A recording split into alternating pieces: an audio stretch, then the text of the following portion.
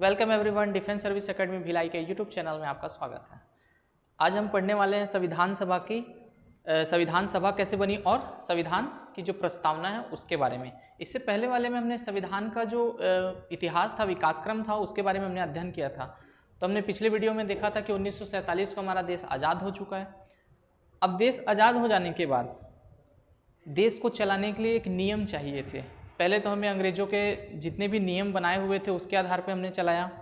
1935 का जो अधिनियम था उसमें से अधिकतर भाग को हमने अपने संविधान में सम्मिलित किया है। क्योंकि पहले संविधान नहीं बना था तो इससे पहले हमने जितने भी जो भी संविधान की जो चीज़ें थी जो अंग्रेजों के ज़माने की थी वही उसी के हिसाब से हम चले आ रहे थे। अब देश आज़ाद हो गया, हमें नए लोग मिल गए, अपने देश के प्रतिनिधि मिल गए। अब उनके द्वारा देश चलाना था तो उनको यह आवश्यकता महसूस हुई कि हमारे देश का अपना एक संविधान होना चाहिए। तो अपने देश का संविधान होने के लिए तो संविधान को बनाएगा कौन? पहले तो ये बात आती है कि संविधान कौन बनाएगा। तो उस संविधान को बनाने के लिए संविधान सभा की मांग की गई थी। तो संविधान सभा की मांग जो है 1934 के समय से चली आ रही है। एम.एन. रॉय जो पहले व्यक्ति थे, इन्होंने संविधान सभा की मांग 1934 में ही की थी कि भारत में एक संविधान सभा होनी चाहिए और उसके अनुसार ही भारत का संविधान बने और उसके हिसाब से ही भारत में संविधान चलाया जाएगा, अंग्रेजों के संविधान से अलग होगा। ये 1934 में मांगा गया। चूँकि उस समय अंग्रेजी सत्ता थी इसलिए इस पर बहुत ज़्यादा ध्यान नहीं दिया गया और कोई व्यक्ति ऐसी पागल जैसे बोल रहे वाली बात थी, क्योंकि अंग्रेजी शासन था, कोई सुनता नहीं था भारत की। तो वो जो मांग थी सबसे पहले इन्होंने रखी। तो आपके एग्जाम में यही आता है कि प्रथम बार सर्वप्रथम किसने संविधान सभा की मांग की थी, तो आपको ये याद रखना है, एम.एन. रॉय ने की थी।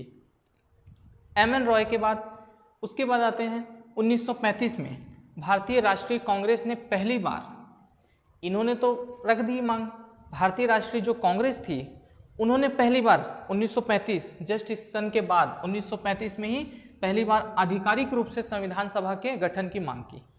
आधिकारिक रूप से, पहले तो इन्होंने ऐसे ही मांग रहे थे, फिर ये आधिकारिक रूप से लिखित तौर पे जब मांगते हैं उस हिसाब से इन्होंने संविधान सभा की मांग की। ये एक पूरी सत्ता थी, जो एक सत्ता नहीं, ये पार्टी जो संविधान सभा की मांग कर रही है, ये एक अकेले व्यक्ति हैं और ये पूरा एक दल है संविधान सभा की मांग करने के लिए। तो इसका इम्पैक्ट कुछ ज़्यादा होगा बजाय कोई एक व्यक्ति बोले। उसके बाद 1938 में भारतीय राष्ट्रीय कांग्रेस की ओर से पंडित जवाहरलाल नेहरू, इन्होंने घोषणा की कि संविधान का निर्माण वयस्क मताधिकार के आधार पर किया जाएगा, वो भी चुनी गई संविधान सभा करेगी। ठीक है, तो जो कांग्रेस की ओर से जो घोषणा की गई वो कौन किया था? पंडित जवाहरलाल नेहरू। ये नाम आप याद रखिए। इन्होंने भारतीय राष्ट्रीय कांग्रेस की ओर से घोषणा की कि जितने भी जो सदस्य हैं वो चुने जाएंगे संविधान सभा में, वही व्यक्ति संविधान का निर्माण करने वाले हैं। उसके बाद ये तो इन्होंने कर दिया। अब संविधान में बनेगा कैसे, कैसे ये संविधान सभा बनेगी कैसे?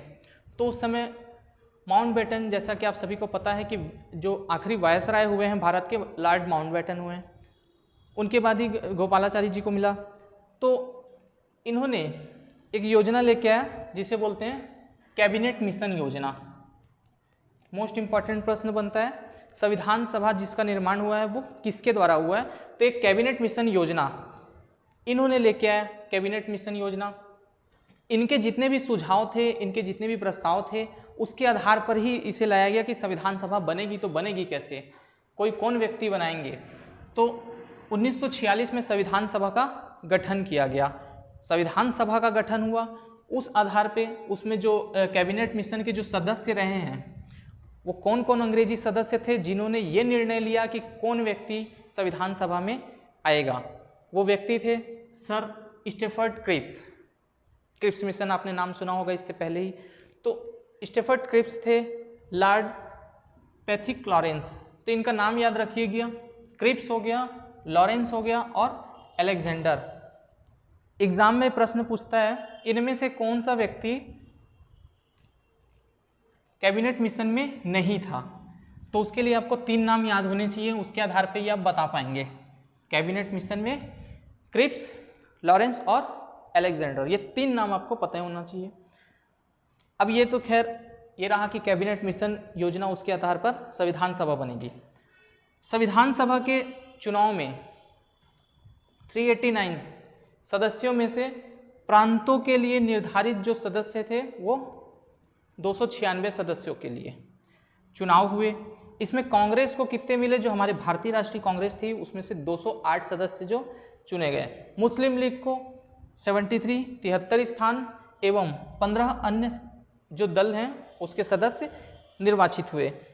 आपको याद होगा इससे पहले मैंने बताया कि जो जवाहरलाल नेहरू ने 1938 में कहा था कि चुने गए निर्वाचित सदस्य के द्वारा ही संविधान सभा बनाई जाएगी, यही वो लोग हैं जो चुने गए। किसके हिसाब से? कैबिनेट मिशन योजना के तहत। ठीक, उसके बाद हमारे संविधान सभा की जो बैठकें हैं वो शुरू होती है। जैसे आज के समय पे हमारी संसद चलती है, वैसे ही उस समय संविधान सभा की बैठक हुई हमारे संसद भवन में। वो किस प्रकार से बात है? संविधान सभा की जो पहली बैठक है, पहली बार सभी लोग जो इकट्ठा हुए वो 9 दिसंबर 1946 को 9 दिसंबर 1946 को सभी क्या होते हैं, इकट्ठा हो जाते हैं। कि हम इस पर बात करेंगे क्योंकि ये पहली बार हमारे जो आज़ाद भारत में हमारे जो जनप्रतिनिधि हैं वो पहली बार सदन में बैठे। तो इस प्रकार सभी लोग बैठे, तो उसके जो अध्यक्ष है वो अध्यक्षता कौन करेगा? जैसे आज भी संविधान, हम संसद की बात करें, लोकसभा में एक अध्यक्ष होता है जिसको हम संबोधन करके बताते हैं। तो उस समय भी हमको आवश्यकता थी कि कोई हमारा सदस्य हो जो अध्यक्ष का काम करेगा। क्योंकि हम नए हैं, हमारी संसद में हमारे लोग नए लोग हैं, कोई नहीं है हमारे पास पहले से, तो इसीलिए वहाँ पे जो वरिष्ठ सदस्य थे सबसे, वो थे सच्चिदानंद सिन्हा जी। उनको अस्थायी अध्यक्ष चुना गया। क्यों चुना गया? क्योंकि हमारे पास कोई अध्यक्ष नहीं था उस समय। उसके बाद 11 दिसंबर को पुनः बैठक होती है जिसमें स्थायी रूप से एक सदस्य बैठा दिया गया, वो थे डॉक्टर राजेंद्र प्रसाद। डॉक्टर राजेंद्र प्रसाद, इनको संविधान सभा का एक स्थायी अध्यक्ष चुना गया। ये निर्वाचित होते हैं। उसी प्रकार इसमें 2 जो उपसभापति होते हैं, जैसे आज उपाध्यक्ष और वगैरह चलता है संसद में, तो उसी प्रकार एच.सी. मुखर्जी को और वी.टी. कृष्णामाचारी को सभा के उपाध्यक्ष निर्वाचित किया गया। ठीक, तो इस प्रकार से जो वर्तमान की जो संसद है, आप देखेंगे कि एक अध्यक्ष है, उसके साथ हमारे उपाध्यक्ष हैं। तो ये संविधान सभा काम करना शुरू कर देती है। हमारे संविधान का निर्माण किसी एक अकेले व्यक्ति ने नहीं किया है, एक पूरा का पूरा जो पैनल है, एक सदस्य कमेटी, उन्होंने पूरे मिल के किया है। अब वो बातें हम देखते हैं। तो 13 दिसंबर से 1946 को ही जवाहरलाल नेहरू द्वारा क्या किया गया, उद्देश्य प्रस्तावों के साथ कार्यवाही का आरंभ करते हैं। सबसे पहले जो संविधान सभा की कार्यवाही है वो 13 दिसंबर को 1946 में जवाहरलाल नेहरू ने वहाँ पे जा कर के अपने उद्देश्य प्रस्तावों को रखा, अपने उद्देश्यों को रखा कि हम क्या चाहते हैं भारत के साथ, भारत के लोगों के लिए, भारत के लोगों के हित के लिए हम एक संविधान बनाना है। तो हम ऐसे क्या बातें हैं उस संविधान में क्या रखें, हम चाहते क्या हैं, वही था उद्देश्य उनका कि क्या उद्देश्य है, मकसद क्या होता है। उसके बाद वो तो उन्हें कह दिया। उसके बाद 22 जनवरी 1947 को उद्देश्य जितने भी थे उनकी स्वीकृति हो गई, स्वीकार कर लिया गया। उसके बाद ही संविधान सभा ने संविधान के निर्माण हेतु समितियां बनाई। उन्होंने पहले बता दिया, जैसे हम साधारण भाषा में हम समझें तो हमें कोई अपना घर बनाना होता है तो हम क्या करेंगे, पहले हम अपना एक लेआउट बनवा लेते हैं किसी इंजीनियर से जा कर के। हमारा उद्देश्य क्या है, हमको घर में इतने रूम चाहिए, इधर किचन चाहिए, इधर हॉल चाहिए, तो ये हमारा उद्देश्य होता है कि हम घर में अपनी क्या क्या चीज़ें रखनी है, उसके हिसाब से हम पूरा लेआउट बना देते हैं और इंजीनियर के से हम बात करते हैं, वो पूरा नक्शा बना करके हमको देता है। तो हमें संविधान बनाना है तो हमको पहले उद्देश्य पता होना चाहिए। तो उस उद्देश्यों को रखा गया कि हमको ये जोड़ना है। उसके आधार पे ही समिति का गठन किया गया कि भाई देखो अब हमको इतनी सारी चीज़ें चाहिए, अब ये आप ला करके दीजिए कि आप ये कहाँ से लाते हैं। ये ऐसा करके हमने समिति बना दी। तो वो जो समिति बनाई गई वो संविधान के निर्माण हेतु थी। कब से शुरू हुई? 22 जनवरी 1947 से ये बातें शुरू होती है, उद्देश्य प्रस्तावों के बाद। तो ये जो समितियां हैं इसके अलावा भी बहुत सारी अन्य समितियां थी। वो समितियां कुछ इस प्रकार थी। संघ शक्ति समिति, जिसके अध्यक्ष थे जवाहरलाल नेहरू। आपको ये समितियां याद रखनी है। प्रश्न आता है कि संघ समिति के अध्यक्ष कौन थे। 4 ऑप्शन होंगे, क्योंकि हम हमेशा से संविधान में किसी एक ही व्यक्ति को जानते हैं कि संविधान किसने लिखा। डॉक्टर BR अम्बेडकर नाम सुना होगा सभी ने, आप सभी जानते हैं, और आप निश्चित ही वही आंसर लगाएंगे कि उन्होंने लिखा। लेकिन उसके पीछे जो अन्य लोग थे, समिति के अध्यक्ष थे, उनकी भी महत्वपूर्ण भूमिका रही है।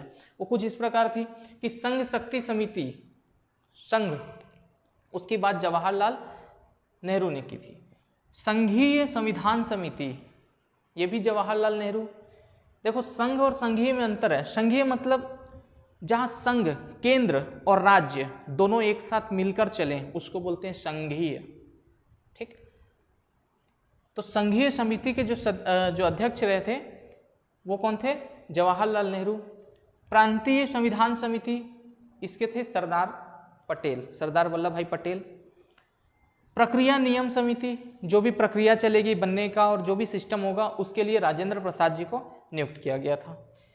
ये हमारे संविधान सभा के अध्यक्ष भी थे। साथ में प्रक्रिया नियम समिति के अध्यक्ष थे। उसके बाद संचालन समिति के अध्यक्ष भी कौन थे? हमारे राजेंद्र प्रसाद। तो प्रक्रिया और नियम के भी, अब इसको याद करना कितना आसान है। देखो, संघ और संघीय के लिए जवाहरलाल नेहरू, प्रक्रिया और संचालन, कैसी प्रक्रिया होगी, कैसे संचालित किया जाएगा, उसके लिए राजेंद्र प्रसाद, और एक व्यक्ति प्रांतीय। इसके अलावा बहुत सारी उप समितियां थी जिनके बारे में बहुत ज़्यादा डिटेल आपको जानने की आवश्यकता नहीं है, क्योंकि अभी आपको दोबारा संविधान नहीं बनाना है। तो इसके बाद हम चलते हैं। जो सबसे इम्पॉर्टेंट समिति थी वो थी प्रारूप समिति, जिसके अध्यक्ष थे डॉक्टर BR अम्बेडकर। इन्होंने ही संविधान लिखा। तो इनके साथ ये अकेले व्यक्ति नहीं थे। एक समिति चलाने के लिए बहुत सारे लोग चाहिए रहते हैं, पूरा पैनल चाहिए होता। तो इसके जो अध्यक्ष के अलावा जो व्यक्ति थे वो कौन कौन थे, इनके आपको नाम पूरे याद रखने हैं, एग्जाम में पूछता है इनमें से कौन प्रारूप समिति के अध्यक्ष सदस्य नहीं रहे हैं। तो उनके लिए आपको याद रखना है N गोपाल स्वामी अयंगर। आप लास्ट याद रखेंगे तो भी आपको बहुत जल्दी याद हो जाएगा। अयंगर, अय्यर, मुंशी, ऐसे करके आप याद कर सकते हैं आसानी से। Alladi Krishnaswami Ayyar, doctor KM Munshi, Syed Mohammad Saadulla, N Madhav Rao. ये BL मित्र की जगह ली। इनकी जो तबीयत है बहुत ज़्यादा ख़राब हो जाया करती थी एज के हिसाब से, तो इनको ऐसा महसूस हुआ कि मुझे अब इस समिति में नहीं रहना है, क्या पता मैं यहाँ से कब निकल जाऊँ। तो इसलिए उन्होंने क्या किया, अपना इस्तीफा दे दिया कि हम समिति में नहीं रहना चाहते हैं। तो उनकी जगह पे N माधव राव आए। TT कृष्णामाचारी, इन्होंने क्या हुआ कि जो DP खेतान थे, इनकी मृत्यु हो गई थी 1948 में, इसलिए उनको आना पड़ गया। तो इस प्रकार ये प्रारूप समिति के सदस्य और अध्यक्ष रहे हैं। अब ये बन गए हमारे सदस्य पूरे। अब इनको काम करना है क्या क्या? संविधान सभा का प्रथम वाचन। अब ये जो प्रारूप समिति है, पूरे विश्व में इतने सारे देश हैं, लगभग 60 देशों के संविधान से, लगभग 60 देशों के संविधान में जा करके उनके संविधान को पढ़ना, जो अच्छी बातें हैं उनको लेके आना, वो भी भारत के हिसाब से। ऐसा नहीं कि अमेरिका के संविधान में कुछ और चल रहा है तो हम उसको हूबहू नकल मार दें, ऐसा नहीं हुआ। अभी आप आगे पढ़ेंगे भी कि हमने ये चीज़ यहाँ से लाई, ये चीज़ यहाँ से लाई। तो कुछ विचारक जो हैं वो आलोचना भी करते हैं कि भारत ने पूरा फोटोकॉपी किया है, लेकिन ये वास्तविकता नहीं है। हमने दूसरों को देखा कि उनका संविधान कैसा है, वहाँ कैसे सिस्टम चलते हैं, लेकिन हमने उसका हूबहू नकल नहीं किया है। हम उसको लेके आए भारत के हिसाब से, भारत के लोग, भारत की संस्कृति, भारत का समाज, भारत का जितने भी चीज़ें हैं उनको ध्यान में रखते हुए उसको हमने यहाँ के अनुरूप ढाला है और हमने मध्य का रास्ता अपनाया। इसलिए हमारा संविधान क्या है, अंशतः कठोर है और अंशतः लचीला है। तो इसमें कुछ और बातें, तो संविधान सभा का प्रथम वाचन 4 नवंबर को शुरू होता है। प्रथम वाचन मतलब जो संविधान बना के लाए, उस संविधान को बनाने के बाद संविधान सभा में पढ़ना शुरू किया गया। मतलब पहला वाचन हुआ 4 नवंबर को। 4 नवंबर को संविधान सभा के समक्ष हमारे संसद में पहली बार संविधान को पढ़ा गया कि हमने क्या क्या लाया है, क्या क्या बनाया है। और उसके बाद 9 नवंबर तक लगभग ये लगातार नहीं पढ़े, 4 नवंबर पे पढ़े थे, उसके बाद 9 नवंबर पे इस पर दोबारा भी बातचीत हुई थी। तो 4 से 9 तक इसमें बात चली थी 1948 को। संविधान के निर्माण में 2 साल 11 माह और 18 दिन का समय लगा। 2 साल 11 माह और 18 दिन। अब कोई व्यक्ति को बोलेंगे 2 साल 11 माह 18 दिन, तो 2 साल 11 माह 18 दिन क्यों लगेगा?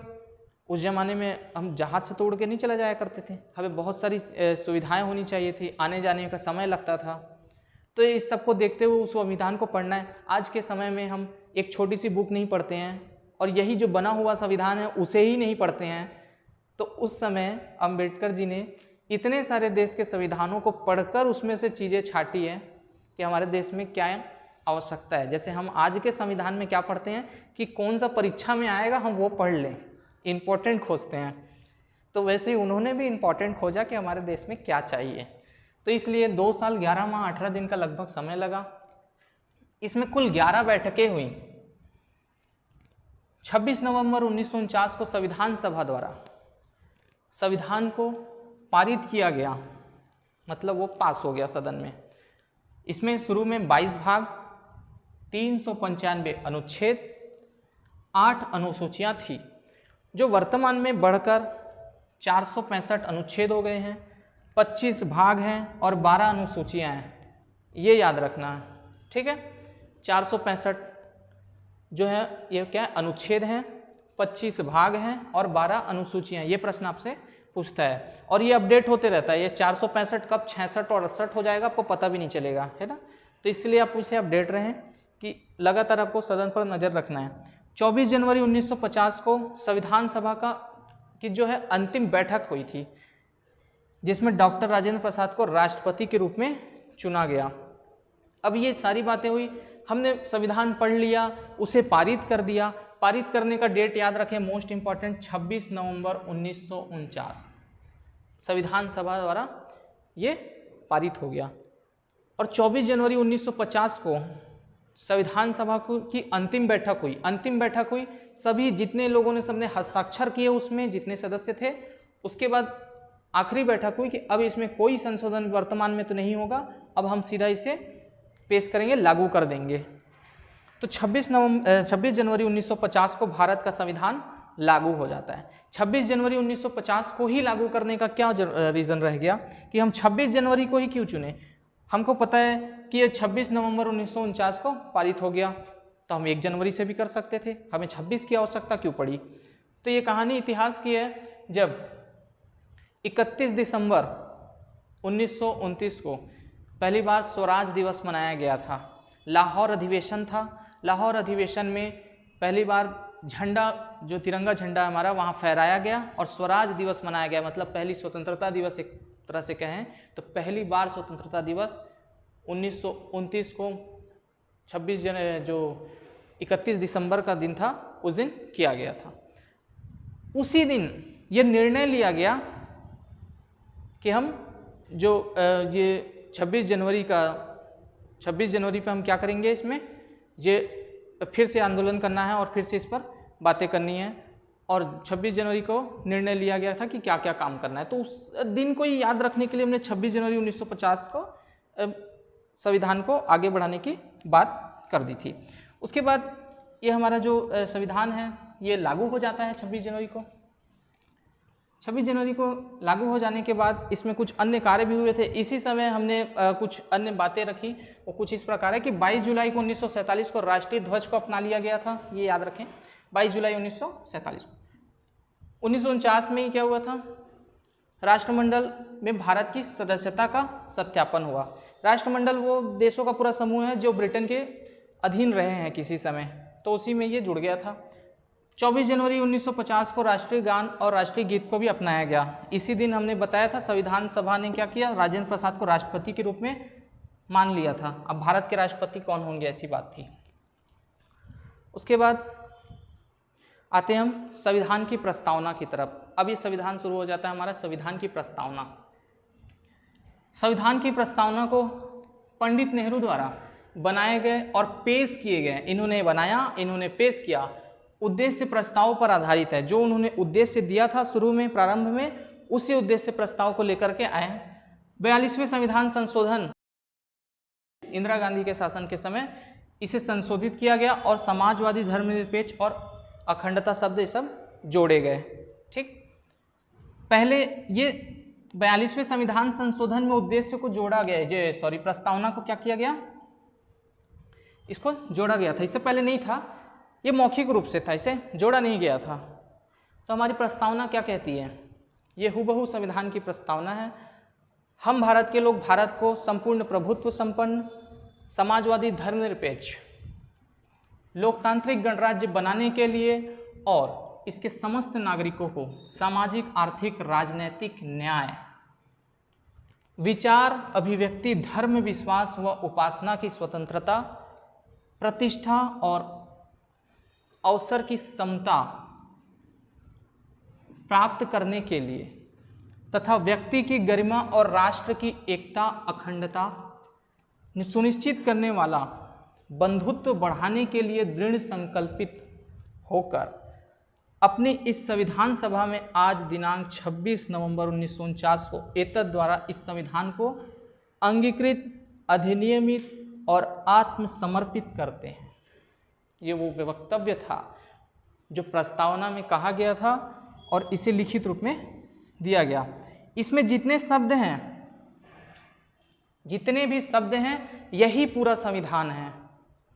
कंप्लीट संविधान का ये सार है। अब जितने भी शब्द आए हैं उसी पर अनुच्छेद बने हैं। ठीक, इसमें कुछ बातें हैं वो हम देखते हैं कि हम भारत के लोग, मतलब जितने भी भारत के लोग हैं, भारत को क्या करना है, संपूर्ण प्रभुत्व संपन्न। संपूर्ण प्रभुत्व संपन्न मतलब एक संप्रभु राष्ट्र। एक संप्रभु मतलब हम अपनी नीतियों का निर्धारण स्वयं करेंगे, हमारे ऊपर किसी भी देश का कोई वर्चस्व नहीं होगा, हम खुद से बनाएंगे, खुद से सब करना है, सारे नियम कानून हमको बनाने, हम ही को मानना है। इसको बोलते हैं संप्रभु। समाजवादी आप सभी जानते हैं समाजवाद क्या है। धर्मनिरपेक्ष, इस अर्थ को समझे।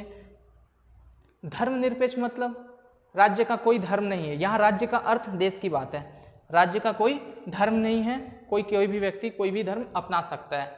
लोकतंत्र मतलब लोगों का तंत्र। लोग, यहाँ पे क्या होगा, लोगों द्वारा प्रतिनिधि चुने जाएंगे। लोकतंत्र, गणराज्य बनाने के लिए देखो, लोकतंत्र और गणतंत्र दोनों में अंतर है। गणतंत्र मतलब यहाँ पे जो यहाँ का अध्यक्ष है वो चुना जाता है, वंशानुक्रम में नहीं है। जैसा रहता है ना कि एक राजा था, राजा के मर जाने के बाद क्या हो गया, उसका देहांत हो गया किसी कारण, तो उसका जो बेटा होगा वो राजा बन जाता था। तो वो सिस्टम नहीं है, उसका मतलब होता है गणतंत्र। लोकतंत्र का अर्थ होता है कि यहाँ का जो प्रतिनिधि है वो चुना जाएगा लोगों के द्वारा। ठीक, ये बहुत बारीक अंतर है लोकतंत्र और गणतंत्र में। तो इसके समस्त नागरिक हो गए। जितने भी नागरिक हैं उसको सामाजिक कोई भेदभाव नहीं होगा, आर्थिक भेदभाव नहीं होगा, राजनीतिक न्याय, इस सभी को क्या करना है, चाहे वो सामाजिक हो, चाहे आर्थिक हो, चाहे राजनीतिक, किसी से साथ कोई भेदभाव नहीं, सभी को सामाजिक न्याय दिलाएंगे। न्याय की बात है। विचार अभिव्यक्ति, आपने सुना होगा विचार अभिव्यक्ति अनुच्छेद 19 है, इसके तहत हम कर सकते हैं। धर्म अनुच्छेद 25, विश्वास व उपासना, कोई भी धर्म मानने के लिए कोई किसी को बाध्य नहीं करेगा, 25 से 28 तक आप पहुंच जाएंगे। प्रतिष्ठा, सभी का आत्मसम्मान होगा, कोई किसी को ठेस नहीं पहुंचाएगा। अवसर, समान अवसर उपलब्ध कराना अनुच्छेद 15 के तहत। समता, समता विधि के समक्ष समता अनुच्छेद 14। ठीक, प्राप्त करें। समता और समानता ये बहुत अलग चीज़ है। समता क्या होता है, समता और समानता, आप सुनने में लगेगा समता एक है समानता अलग है। पहले समानता, लोग हर जगह ये कहते थे कि हम समानता समानता करेंगे, अब समानता खत्म हो गया, अब समता समता करते हैं। समता क्या होता है, जैसे कोई व्यक्ति है अमीर है और एक व्यक्ति है वो गरीब है, एक उच्च वर्ग का है एक निम्न वर्ग का है। ठीक, तो दोनों में से आप किसे सहायता देंगे? जाहिर सी बात है जो निम्न वर्ग का होगा आप उसी देंगे, जो गरीब होगा आप उसे सहायता देंगे। तो अमीर है और एक गरीब है, दोनों में से बीपीएल का कार्ड किसे देंगे? गरीब को देंगे। यह है समता। आपने समान नजरों से दोनों को नहीं देखा, जो गरीब है आपने उसे दिया, तो इसी का अर्थ है समता। इसी की समता के तहत जितने आरक्षण है देश में वो लागू किए गए हैं कि जो गरीब है, पिछड़ा है, उसे उठाना है। व्यक्ति की गरिमा, राष्ट्र की एकता, अखंडता, राष्ट्र को एकता में बांध के रखना है। राष्ट्र बहुत बड़ा है, बहुत सारे अलग विविध प्रकार के लोग हैं, बोली भाषा, तो सबको क्या करना है, एकता अखंडता सुनिश्चित करना है। बंधुत्व बढ़ाने के लिए दृढ़ संकल्पित होकर, हमें बंधुत्व को बढ़ाना है, किसी के पास किसी का कोई भेदभाव नहीं होना चाहिए। ये सभी को देखते हुए इस संविधान को आज अंगीकृत किया जाता है करके ये लिखा गया है। तो इस प्रकार ये सभी जितने भी शब्द हैं ये इन्हीं के बारे में पूरा संविधान में दिया गया है और ये बातें आपको याद रहनी चाहिए। एग्जाम में इस पर प्रश्न आता है। ये बड़ी विडंबना की बात है कि हमारे देश के लोग यही याद नहीं कर पाते। तो कुछ इस प्रकार से होता है। इसमें आप सामने की इतनी लाइन तो कम से कम याद रखें, नीचे का आपसे नहीं पूछता, लेकिन ये याद रहता है हम भारत के लोग, भारत को एक संपूर्ण प्रभुत्व संपन्न क्या करना है, समाजवादी, ये शब्द याद रखें, ये और ये एकदम निश्चित याद रखें। इसमें क्या होता है, पूछता है इसको पीछे कर देगा, इनमें से कौन सा सही है। ऑप्शन ए ये सामने रख देगा, ऑप्शन बी में ये सामने रख देगा, ऑप्शन सी में इसमें से कौन सामने है, ऐसा करके कुछ प्रश्न बनते हैं इससे। तो बस ये इतना सा याद रखें, बाकी याद करते हैं नहीं करते हो तो अपनी अपनी श्रद्धा है। चलिए और देखते हैं अन्य बातें इसमें क्या थी। संविधान की प्रस्तावना को संविधान की कुंजी कहा जाता है। जाहिर सी बात है, जो आरंभ होता है वहीं से शुरू होता है, तो कुंजी वही है। प्रस्तावना के अनुसार संविधान के अधीन समस्त शक्तियों को केंद्र बिंदु अथवा स्रोत किसे, भारत के लोगों को ही माना गया है। संविधान सर्वोच्च है, लेकिन वो संविधान किसके लिए है, भारत के लिए। अब ये क्यों माना गया, भारत के जनता को सर्वोच्च क्यों माना गया। आप आम जनता हैं, लेकिन आप कभी ने महसूस नहीं किया होगा कि आप ही सब कुछ हैं। आप कहीं जाएंगे, अभी लॉकडाउन की ही बात करें तो आप कहीं जाएंगे तो शायद 4-5 डंडे पड़ जाए, मार्केट जाओगे तो आप बोलोगे संविधान तो मेरे लिए बना था, अब ये डंडे भी मेरे ही लिए बने हैं, है ना।